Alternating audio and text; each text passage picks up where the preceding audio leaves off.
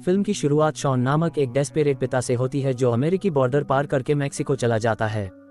पता चलता है कि उसकी बेटी अपनी सहेली के साथ छुट्टियां मनाने यहाँ आई थी, लेकिन वे कभी वापस नहीं लौटी। उसके लापता होने के 3 दिन बीत चुके हैं, लेकिन ऑफिसरों को उसका कुछ नहीं पता चलता है। इस प्रकार शॉन अपनी लापता बेटी को ढूंढने के लिए खुद ही आगे आ जाता है। कहीं से मिले सुराग के बाद वह गाड़ियों के डंपर साइट पर पहुंचता है। वह बिना परमिशन के प्रॉपर्टी में घुस जाता है और जल्द ही अपनी बेटी की कार को ढूंढ लेता है। शॉन कार के अंदर जाता है और सुराग ढूंढता है, लेकिन उसे कुछ भी यूजफुल नहीं मिलता। अगले सीन में वह करीबी पुलिस स्टेशन जाता है और उन्हें अपनी खोजबीन के बारे में बताता है। फिर 2 पुलिस वाले उसका पीछा करते हुए जल्द ही डंपर साइट पर पहुंच जाते हैं। हालांकि शॉन तब हैरान रह जाता है जब उसे पता चलता है कि उसकी बेटी की कार अब वहां नहीं है।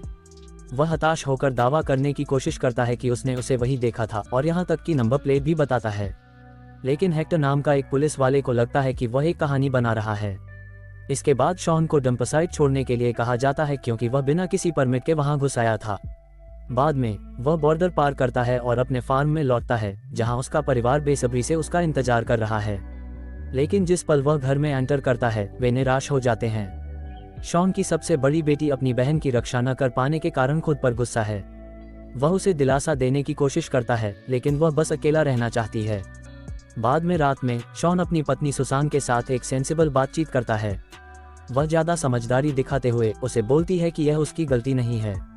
जब उससे पूछा गया कि उसे मैक्सिको में क्या मिला, तो शॉन ने बताया कि उसे अपनी बेटी की कार मिली थी। उसे उसमें कोई खून या उसके स्ट्रगल करने के निशान नहीं मिले, जिसका मतलब है कि उसे बिना किसी हमले के किडनैप कर लिया गया था। शॉन ने आगे खुलासा किया कि जब वह पुलिस स्टेशन गया तो कार गायब हो गई। उसे शक है कि पुलिस भी इसमें शामिल है, इसलिए वह कॉन्सुलेट जाने का प्लान बनाता है। अगली सुबह शॉन से उसका एक करीबी दोस्त मैक्स मिलने आता है।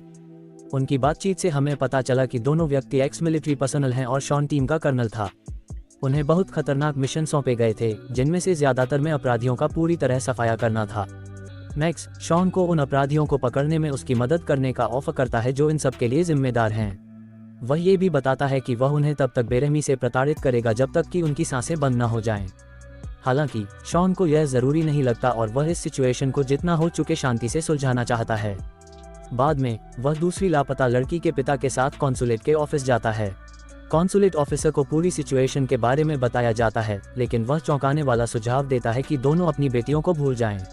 वह बताता है कि इस शहर पर एक खतरनाक कार्टेल का शासन है और वे अपने रास्ते में आने वाले किसी भी व्यक्ति को मारने के लिए जाने जाते हैं।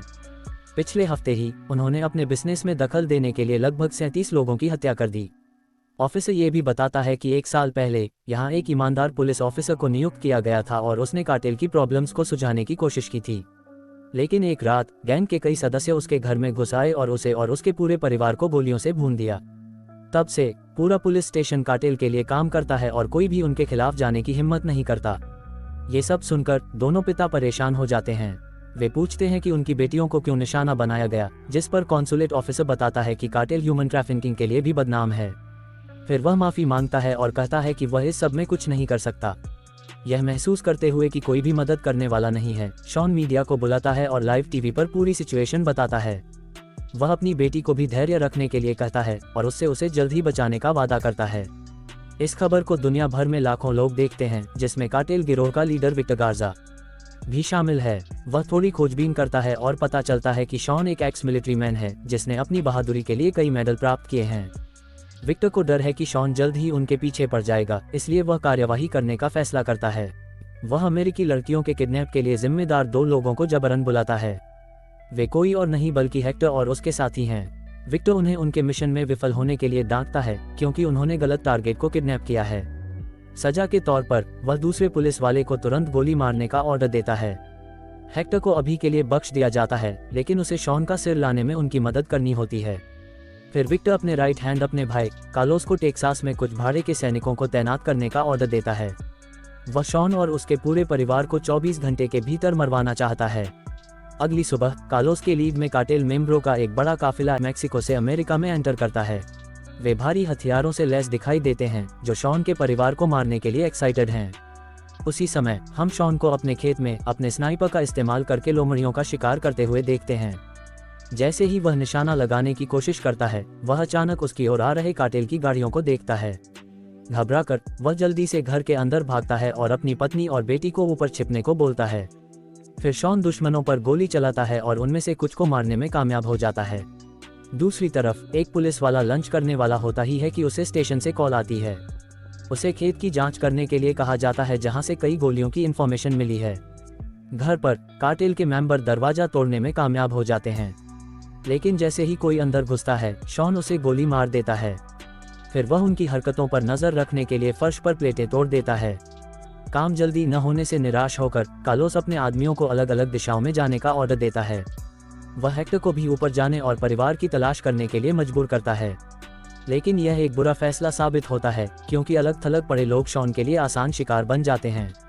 वह आसानी से एक के बाद एक उन्हें मार गिराता है, साथ ही यह भी देखता है कि उसका परिवार छिपा रहे। Shawn corrupt police officer Hector को भी पकड़ लेता है, जो कि एक आसान टारगेट निकलता है। जैसे जैसे गोलीबारी तेज होती जाती है पूरा घर गोलियों और लाशों से छलनी हो जाता है। यहाँ तक कि ग्रेनेड भी फेंके जा रहे हैं, जिससे सिचुएशन गंभीर होती जा रही है। इसलिए शॉन ऊपर जाता है और अपने परिवार को खिड़की से बाहर निकालता है और साथ ही भाड़े के गुंडों का ध्यान भटकाता है। वह आखिरकार कार्लोस के साथ गोलीबारी में शामिल होता है, लेकिन दोनों ही लोग सेफ खेलते हैं और एक दूसरे को मारने में नाकामयाब रहते हैं। इस बीच पुलिस वाला खेत के बाहर आता है। उसे शुरू में लगता है कि यह घरेलू हिंसा का मामला है, लेकिन जब वह एक आदमी को बिना सिर के देखता है तो उसे एहसास होता है कि यह गंभीर मामला है। कार्टेल के मेंबर भी उसे देख लेते हैं और उस पर गोली चला देते हैं, जिससे उसे अपनी गाड़ी के पीछे छिपना पड़ता है। फिर एक बदमाश उसके पास आता है, लेकिन बहादुर पुलिस वाला उसे सिर में गोली मारकर गिरा देता है। इसके साथ ही कार्टेल के लोग अपना ध्यान पुलिस वाले की ओर मोड़ देते हैं और कार्लोस भी मदद के लिए आगे आता है। उनका ध्यान भटकने का फायदा उठाते हुए शॉन घर से बाहर निकलता है और अपने फैमिली के लोगों को सावधानी से गैराज की ओर ले जाता है। वह रास्ते में कुछ गुंडों को गोली मारता है, अपने इम्प्रेसिव एम्बोट का नमूना दिखाता है। उसी समय कार्टेल आखिरकार पुलिस वाले को मार गिराता है और अब वे फिर से शॉन की ओर बढ़ते हैं, लेकिन हमारा हीरो किसी तरह अपनी गाड़ी तक पहुंचने में कामयाब हो जाता है और अपनी फैमिली के साथ जल्दी से भाग जाता है। फिर एक इंटेंस गाड़ियों का पीछा शुरू होता है, जिसमें कार्लोस और उसके आदमी पीछे से बार बार गोलियां चलाते हैं। शॉन आसानी से उन सभी को चकमा देता है ताकि उसकी पत्नी और बेटी सुरक्षित रहे, लेकिन जब उसे पता चलता है कि उसकी कार फटने वाली है तो उसे एक आइडिया आता है। वह तेजी से आता है और सड़क के किनारे अपनी गाड़ी रोक देता है। फिर जब गुंडे आते हैं तो शॉन उन पर बहुत ही सटीकता से गोली चलाता है। वह उनमें से कुछ को तुरंत मारने में कामयाब हो जाता है, जिसमें ड्राइवर भी शामिल है, और कार्लोस अब अकेला पड़ जाता है। घायल कंडीशन में जमीन पर पड़े रहने के कारण वह कठोर व्यवहार करने की कोशिश करता है और शॉन को ये कहकर चिढ़ाता है कि उसे इसका पछतावा होगा। लेकिन जब उसके पैरों में 2 गोलियां लगती हैं तो वह तुरंत अपने भाई और किडनैपर्ड लड़कियों का ठिकाना बता देता है। शॉन उसे धन्यवाद देते हुए सीधे उसके सिर में गोली मार देता है, जिससे उसकी उसी समय मौत हो जाती है। इस इंसिडेंट के बाद शॉन अपने परिवार की लाइफ के लिए डर जाता है, इसलिए वह अपनी पत्नी और बेटी को कुछ समय के लिए सुरक्षित जगह पर भेज देता है।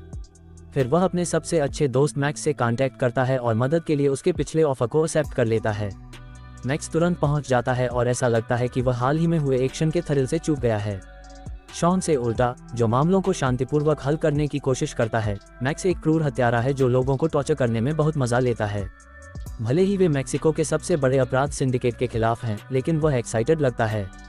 मैक्स अपने साथ हथियारों और गोला बारूद भी साथ लाया है।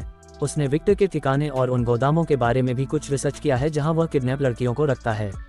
अगले सीन में दोनों दोस्त बॉर्डर पार करते हैं और अपने टारगेट की ओर बढ़ते हैं। वे दूर से देखते हैं कि विक्टर अपने भाई के बारे में जानने की बेताबी से कोशिश कर रहा है।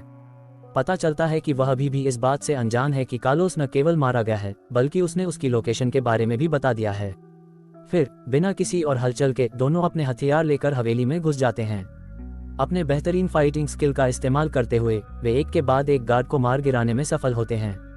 विक्टर अपने कमरे में गोलियों की आवाज सुनता है और डर जाता है। उसे एहसास होता है कि अमेरिकी आखिरकार उसके पीछे आ गए हैं और उसके पास भागने का कोई रास्ता नहीं है। दूसरी ओर मैक्स और सीन अपना हमला जारी रखते हैं।